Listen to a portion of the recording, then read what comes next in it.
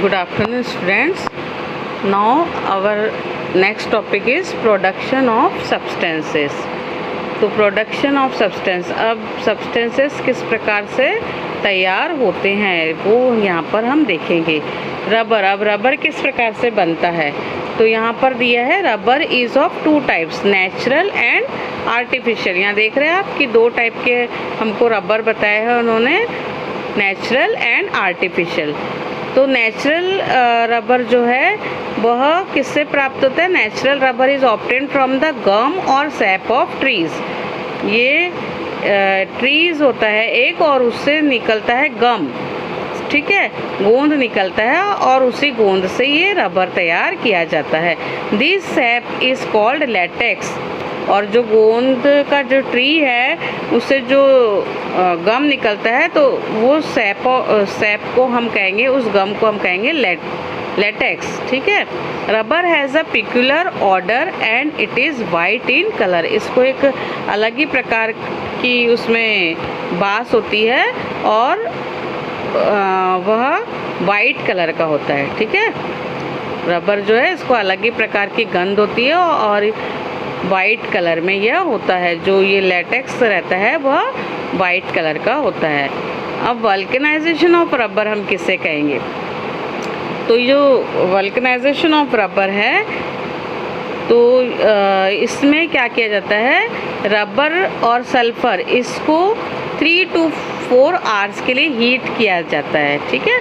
In this process rubber is heated with sulphur for 3 to 4 hours.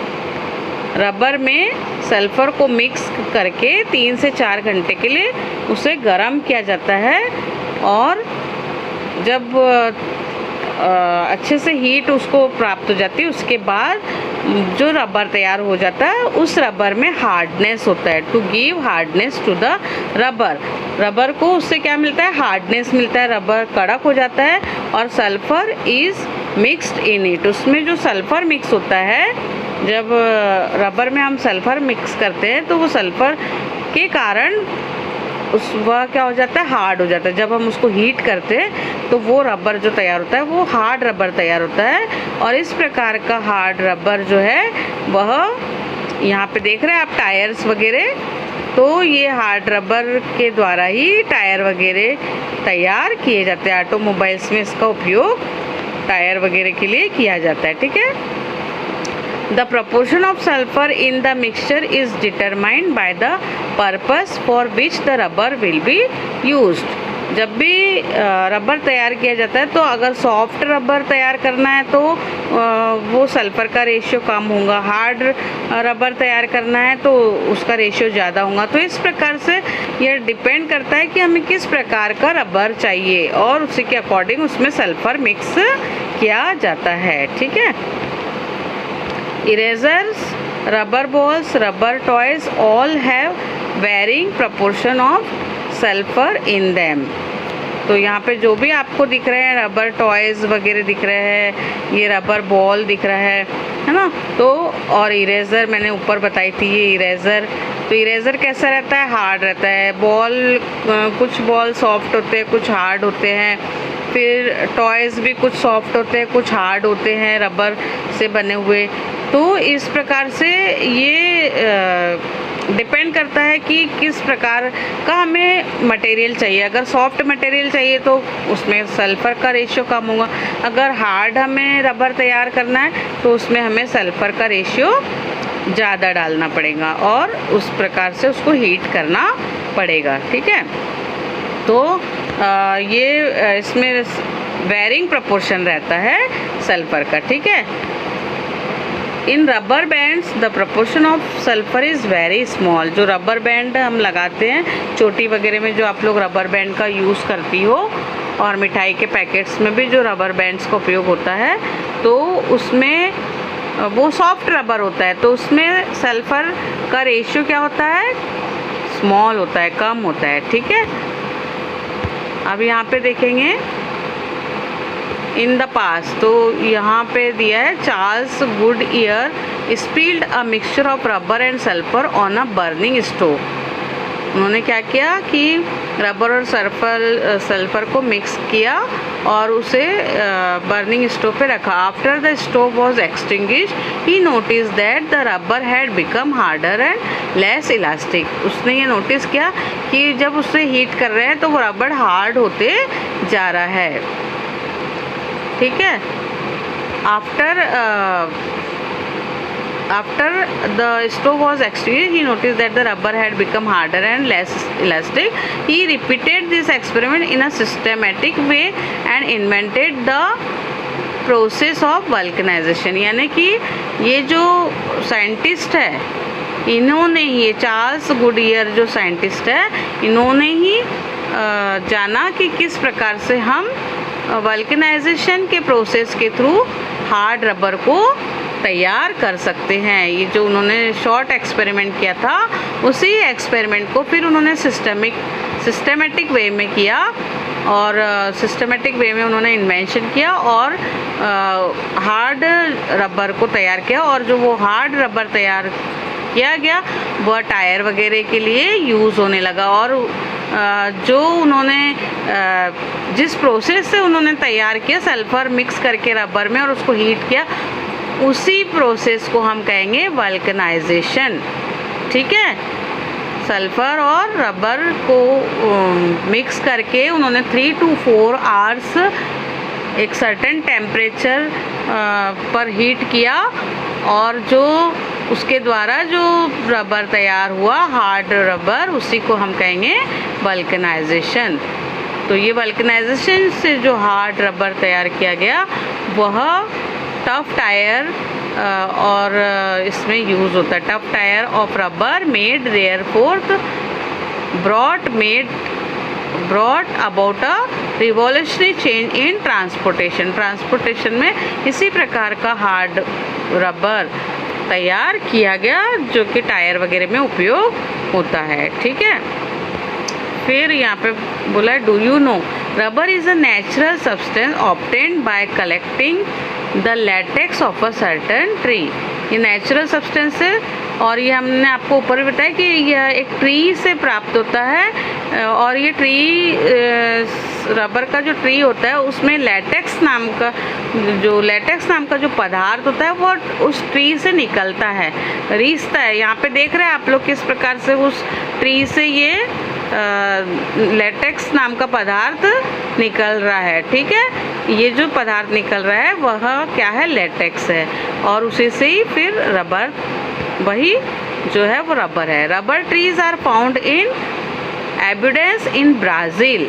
यह सबसे ज़्यादा मात्रा में कहाँ पे होता है, ब्राज़ील में। अगर ऑल ओवर हम वर्ल्ड की बात करें तो यह ब्राज़ील में सबसे ज़्यादा इसके पेड़ है रबर के। और later this trees were planted in other countries too. सबसे पहले ये ब्राज़ील में ही इसका देखा गया है ट्रीज़ और फिर उसके बाद में दूसरे जगह पर भी, दूसरे कंट्रीज़ में भी यह पाया गया, वहाँ भी प्लांट किया गया, इसको वहाँ भी लगाया गया। The botanical name of this tree is Hevea brasiliensis. ठीक है। ये इसका बॉटनिकल नेम यानी जो लेबोरेटरी वगैरह में इसका प्रिपेयर करने के लिए नाम तैयार किया जाता है, उसका नाम उन्होंने हीविया ब्रेसिलिनेसिस रखा है। इन India the maximum production of rubber is in Kerala. तो ये अंडरलाइन करना है बेटा आपको बुक में कि इंडिया में कहाँ पर रबर का सबसे ज़्यादा प्रोडक्शन होता है। तो कहाँ पर होता है सबसे ज़्यादा प्रोडक्शन, इंडिया में, केरला में। तो you have to underline this line, this is a very important line, so you have to underline it. Okay, आपको ये लाइन को अंडरलाइन करना है। अब यहाँ पे देखेंगे मैन्युफैक्चरिंग पेपर। पेपर किस प्रकार से तैयार किया जाता है। तो ये देख रहे हैं आप यहाँ पे पेपर बनाने की ये मशीन है। ठीक है। तो ये मशीन किस प्रकार से पेपर तैयार करती है, या प्रोसेस ऑफ, देख रहे हो, प्रोसेस ऑफ मैन्युफैक्चरिंग पेपर। यहाँ पे पेपर किस प्रकार से मैन्युफैक्चर हो रहा है वो पूरा दिखाया गया है। तो यहाँ देखेंगे आपकी एक ट्री दिख रहा है आपको, तो ये ट्री से हमें क्या मिलती है, वुड मिलती है। तो ये जो वुड है, इस वुड की बार्क जो होती है, छाल, तो ये वुड की बार्क को, ये जो छाले हैं, ये छालों को छील लिया जाता है, निकाल दिया जाता है और वो वुड को चिकना कर दिया जाता है और फिर उसके गट्ठे तैयार किए जाते हैं, लॉग ऑफ वुड। ऐसे ये जो दिख रहा है ना आपको यहाँ पे मशीन के अंदर, तो ये एक लकड़ी है। इसी प्रकार से बहुत सारी लकड़ियों के गट्ठे तैयार किए जाते हैं और उसकी छाल को छील कर यानी उसको चिकना बनाया जाता है और उस प्रकार की चिकनी लकड़ी को फिर ये ऐसे मशीन के अंदर डाला जाता है और फिर वो ऐसे आगे बढ़ती है और यहाँ पर फिर वो उसका पल्प रेडी, उसमें केमिकल मिक्स किया जाता है और केमिकल मिक्स करने के बाद ये जो वुड है, लॉग ऑफ वुड है और ये केमिकल है, ये कुछ दिनों तक इसे ऐसे ही मिक्स करके रखते हैं। कुछ दिनों के पश्चात इसमें पल्प तैयार होता है। क्या हो जाता है, इसका पल्प एक ऐसा लुगदी टाइप तैयार हो जाती है और यहाँ देख रहे हो आप, ये पल्प दिख रहा है आपको। तो फिर ये पल्प जब तैयार हो जाता है तो ये पल्प में फिर ये डाइज को ऐड किया जाता है, ठीक है, उसको कलर देने के लिए उसमें डाई मिलाया जाता है और ये पल्प में वो ऐड किया जाता है। फिर ऐड करने के बाद उसे ये रोलिंग मशीन दिख रही है आपको, तो इस रोलिंग मशीन में फिर उसे डाला जाता है और फिर रोलिंग मशीन में डालने के बाद उसे ड्राई किया जाता है। यहाँ पर ऐसे उसका ये जो तैयार हो जाता है, पेपर के रोल तैयार हो जाते हैं, उसको फिर ड्राई किया जाता है। ये यहाँ देख रहे हैं, ऐसे ये रोल तैयार हो गए, इसे ड्राई किया जाता है और फिर उसे वाइंड किया जाता है, ठीक है, winding the paper on reels. जो ये रील्स है, इस रील के ऊपर में फिर उसको वाइंड किया जाता है। तो इस प्रकार से ये पूरा प्रोसेस है पेपर तैयार होने का, ठीक है। तो नेक्स्ट इसमें आपको वो रीड करना है, नेक्स्ट पेज पे दिया है कि किस प्रकार से पेपर रेडी होता है। यहाँ पे आप देखेंगे ये हाउ इस पेपर मेड, तो ये मैंने पूरा आपको एक्सप्लेन कर दी, वो मशीन के थ्रू ही एक्सप्लेन कर दी, तो वो आपको पूरा अच्छे से रीड कर लेना है।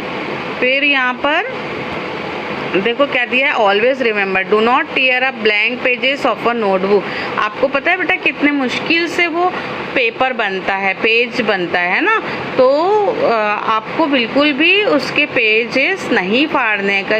बहुत बच्चों को आदत होती है, थोड़ा सा भी कॉपी में रॉन्ग हो गया या कुछ काटने में आ गया तो वो लोग फट से नोटबुक के पेजेस फाड़ देते हैं। तो ये बिल्कुल भी नहीं करना है, बिकॉज आपने ये नोटिस किया है कि it is very difficult to obtain paper from wood, है ना, वुड से बनता है पेपर और कई पेड़ों को काटा जाता है और उससे के बाद हमको पेपर मिलता है। वुड को, कई पेड़ों को काटने के बाद हमें वुड प्राप्त होती है और उसके बाद ही वह पेपर तैयार होता है। तो बहुत डिफ़िकल्टी से हमें वो प्राप्त होता है, इसलिए हमें उसको बिल्कुल भी नष्ट नहीं करना है। ये हमारा नेचुरल हमारी संपत्ति है, नेचुरल ये संपत्ति है, तो उसको हमें बिल्कुल भी नष्ट नहीं करना है और अननेसेसरी के अपने नोटबुक के पेजेस नहीं फाड़ने हैं, ठीक है। वही दिया है, do not throw away old notebooks with blank pages. और जो आपके पुरानी कॉपियाँ बच जाती है तो उसके भी ब्लैंक पेजेस आपने नहीं फाड़ना है, बल्कि वो पुरानी कॉपी के पेजेस में भी जो ब्लैंक पेजेस है उसको आपने बाइंडिंग करके उसका भी उपयोग करना चाहिए, उसको भी फाड़ना नहीं है। फिर दिया है the blank side of advertising pamphlet, inner side of poster envelope, the blank sides of calendar pages and other such writable surfaces can be used to make notes. आपको जब भी कभी रफ वर्क करना है तो आप क्या करती हो कि ऐसे रफ कॉपी बनाती हो और रफ कॉपी में लिखना शुरू कर देती हो, तो वो तो ठीक है, बट आप अगर आपको कोई ऐसे पैम्पलेट मिलता है जिसके कि एक साइड में ब्लैंक पेज है और कोई आपको एनवलप मिलता है या फिर कोई कैलेंडर का एक साइड आपको ब्लैंक मिलता है कैलेंडर के पेज का, है ना, तो उसको भी आपने लिखने के लिए उपयोग में लाना है, क्योंकि ये पेपर जो है वो बहुत हमारे लिए वैल्यूएबल है। ठीक है, तो ये आपने ध्यान रखना है। List to cover books etcetera, ठीक है, such writable surfaces can be use to make notes, list to cover books etcetera. इस प्रकार से उसका हमें यूज़ करना है लिखने के लिए। डू नॉट थ्रो अवे और burn up such paper until it has been fully utilise like this. जब तक वो पूरा भर नहीं जाता है तब तक हमें उसे ना तो फेंकना है और ना ही उसे जलाना है। ठीक है, Whenever possible try to use a pencil and slate। अगर आपको बार बार, जैसे आपको मैथमेटिक्स में बार बार लिखने की ज़रूरत पड़ती है, प्रैक्टिस करना पड़ता है मैथ्स में, तो आप उसमें पेंसिल स्लेट का उपयोग कर सकते हैं। ठीक है, पेजेस भरने के बजाय आप उसमें पेंसिल और स्लेट का उपयोग कर सकते हैं। Cooperate with people who collect paper from garbage or buy scrap paper. These people help in the proper recycling of resources। जो भी ऐसे कागज़ चुनने वाले आते हैं तो उन्हें हमें कोऑपरेट करना है। जो ऐसे कागज़ वगैरह चुनकर और फिर लेकर जाते हैं तो हमें उनको कोऑपरेट करना है, क्योंकि वो किस लिए लेकर जा रहे हैं, उस कागज़ को वो जगह एक जगह पर जमा करते हैं और फिर उसको रिसाइकलिंग किया जाता है, जो कि जिससे कि फिर से हम नया पेज तैयार कर सकते हैं। ठीक है, तो इस प्रकार से हमने पेपर के बारे में आज फाइंड आउट की जानकारी। और ये यहाँ पर देखो क्या दिया, do you know in India the first factory to manufacture newsprint. सबसे पहले इंडिया में मैन्युफैक्चरिंग फैक्ट्री तैयार की। Paper to be use for newspaper was establish at Nepanagar. Nepanagar में सबसे पहले इंडिया में यह मैन्युफैक्चरिंग फैक्ट्री तैयार की गई पेपर की। और कहाँ है ये नेपानगर? इन मध्य प्रदेश इन 1955। तो ये भी आपको याद रखना है कि पेपर की सबसे पहले फैक्ट्री नेपानगर मध्य प्रदेश में तैयार की गई थी 1955 में। Paper is also manufactured at Songadh in Gujarat. Gujarat में भी यह मैन्युफैक्चर किया गया था। In Maharashtra there is a paper factory at Ballarpur near Chandrapur. Chandrapur के पास बल्लारपुर जो कि महाराष्ट्र में है, वहाँ पर भी पेपर फैक्ट्री है। ठीक है, तो इस प्रकार से अब ये जो यहाँ क्वेश्चन दिया है, where was the process of making paper invented, कहाँ पे इन्वेंटेड किया गया था ये, और what kind of paper is use for our text book, what size is it. फिर देन नेक्स्ट है how is paper for currency notes manufacture. तो ये आंसर अभी आप लोगों ने जो समझे उसके आधार पर कोशिश करेंगे इसको आंसर को लिखने की। अगर नहीं आया आपको तो फिर हम आपको बताएंगे। ठीक है, फिर नेक्स्ट इसमें हम लेंगे सिंथेटिक फाइबर्स और थ्रेड्स। ओके।